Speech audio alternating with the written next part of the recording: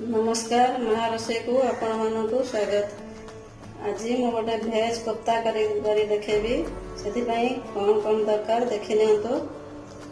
Beans एकदम छोट करी एमती काटी देछि, गाजर मध्य कोरी देछि, प्याज एकदम चूना करी काटिछि, आलू सिझेकी चकड़ी के रखिछि, अदा छोट करी काटी देछि, कंचा लंका किसी छोट करी काटिछि, किसी धनिया पत्र नैछि एवं धनिया पाउडर, जीरा पाउडर और दालचीनी इलायची पाउडर नहीं, लंका पाउडर, हल्दी पाउडर और किसी पनीर एमती ग्रेट कर रखी। ग्राभी अदा रसुण मसला 2 चामच नहीं, नड़िया काजू पोस्त टमाटर और दही देकी ग्राइंडिंग कर रखी। कोफ्ता बाइंडिंग बेसन नहीं और लुण दरकार अनुसार नहीं। कड़ेटा गरम हो गलानी। कोफ्ताटा बनवाई अल्प टिके तेल नवा,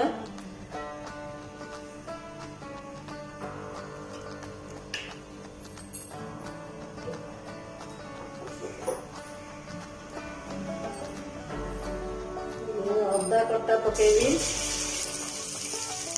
कंचा लंका कटा पकेबी,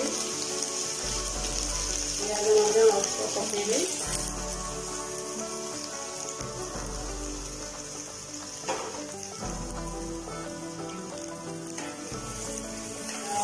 भाजी देवी हल्का करके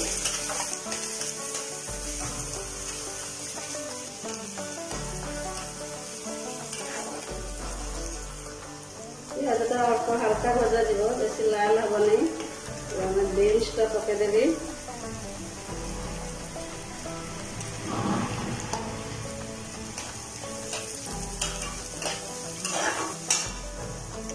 गाजर टा पकईबी,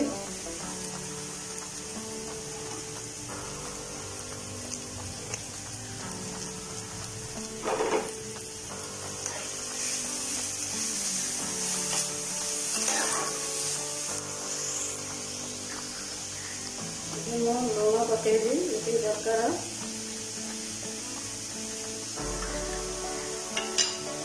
धनिया पाउडर 1 चामच पकेबी और 1 चामच ग्राभी रखी, जीरा पाउडर 1 चामच पकेबी, लंका पाउडर 1/2 चामच पकेबी, हल्दी पाउडर 1/2 चामच पकेबी। परिवाटा टिके भाजी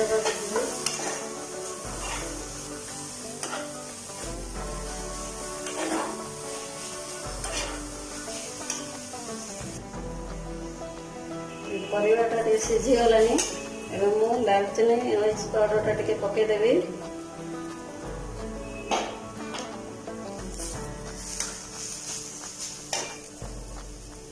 आलूटा जो चकड़ी रखी से पकेदेवी,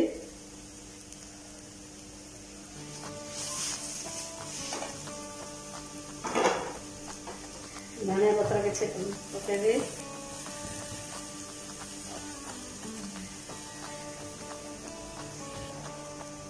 कर रखी पनीर टा पकेदेवी। ये बेसी टाइम भाजा दरकार नहीं, सब मिसीगला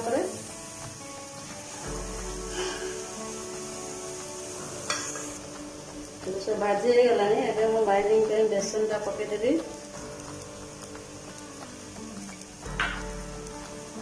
टिके भाजला परे गैस टा बंद कर देबे। कोफ्तार मिक्सर टा हो गलानी। एबे मु गोटे प्लेट काढ़ी ठंडा कर देबी। कोफ्ता मिक्सर टा ठंडा हो जाइए। एबे मु छोट छोट करी कोफ्ता गुड़ा बने देबी। गोल गोल करी बनाउची, आपण माने चाहिए आपण मानक इच्छा अनुसार शेप टा करि परिबे।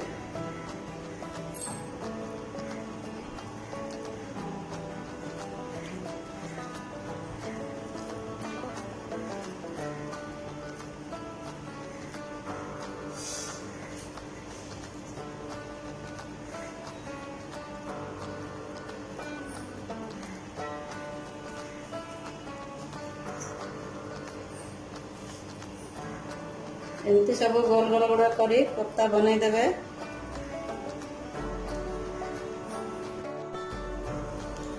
देखो एमती कोफ्ता गुड़ाक मुझे गोल गोल कर गढ़ी देती आम तेल फ्राए करवा।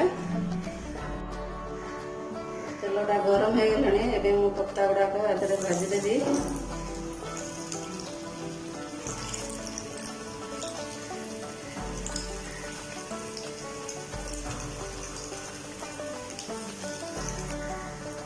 कोफ्ता गुड़ाक एमती लाल हो गलानी बेसी टाइम भाजा दरकार नहीं जेहतु परिया गुड़ाक एमती सीझी जाइए आगुरी।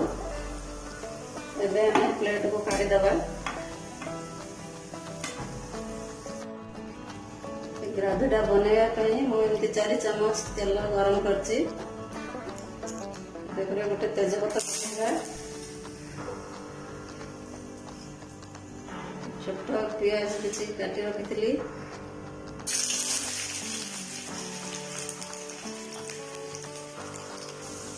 पियाज लाल हो गलानी एवं मु अदा रसुण पेस्ट पकेदेवी।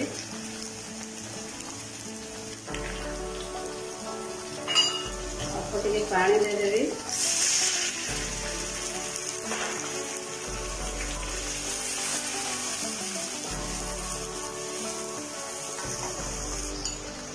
अदा रसुण टे भाजी गलानी धनिया पाउडर पकेबी। जीरा पाउडर पकेबी।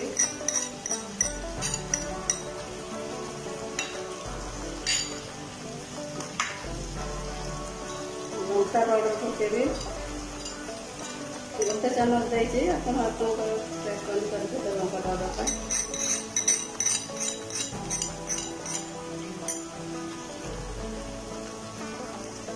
हल्दी पाउडर पकईदे। ग्राइंड कर रखि पेस्टा पकेबी। अल्प खंडे नड़िया और 2 चम्मच पोस्त 10टा काजू गोटे टमाटर और किसी दही देगी एटा बाटी रखी एटा मु पकईदेवी।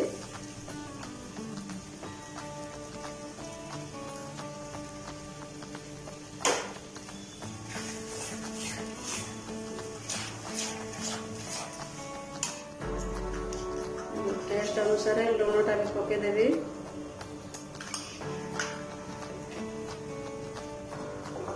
ग्रेवीटा 5 मिनट फुटिया देवी।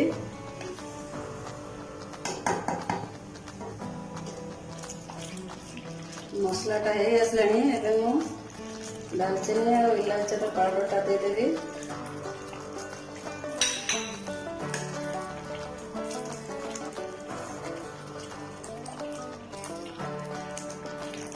अल्प पानी देदेवी।